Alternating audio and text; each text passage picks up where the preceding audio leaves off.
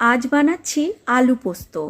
কড়াইতে সর্ষের তেল গরম করে ডুমো করে কাটা আলু তাতে লবণ দিয়ে নাড়াচাড়া করে ঢাকা দিয়ে ভাজা ভাজা করে নিচ্ছি।